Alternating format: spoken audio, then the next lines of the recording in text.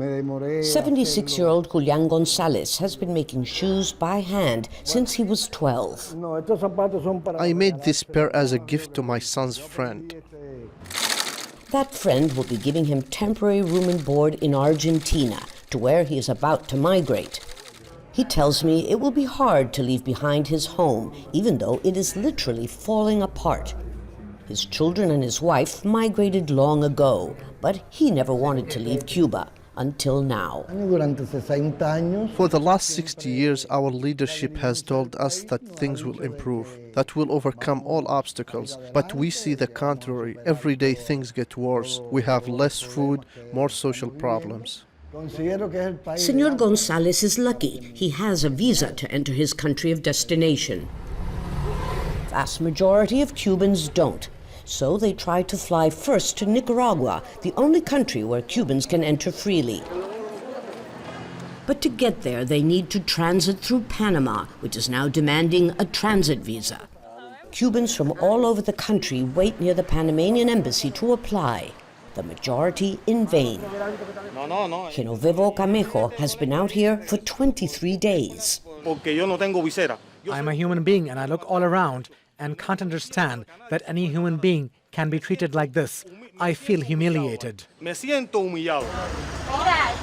At the airport, another equally desperate group has become the latest victim of a scam, an alleged travel agency that sold them tickets for a non-existent charter flight to Nicaragua.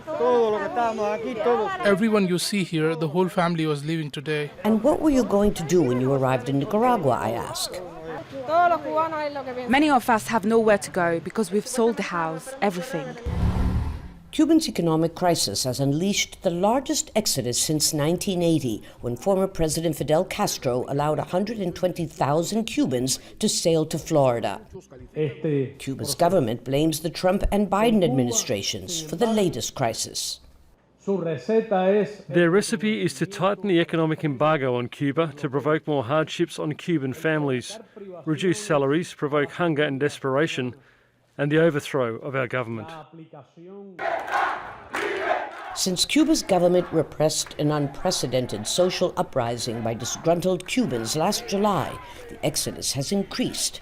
This despite the new obstacles placed by Panama, which appears to be cooperating with U.S. efforts to reduce the influx of undocumented Cubans.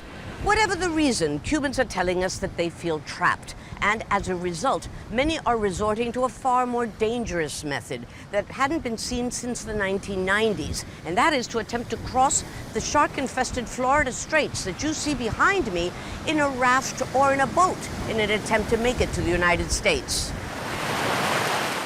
In 1994, during the so-called rafters crisis, nearly 40,000 Cubans attempted to sail to Florida, many drowning in the process. Today, history is beginning to be repeated.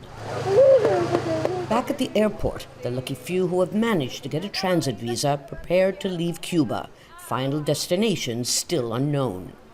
But the pain of leaving their loved ones behind is agonizing, a scene that is being repeated all over this Caribbean island.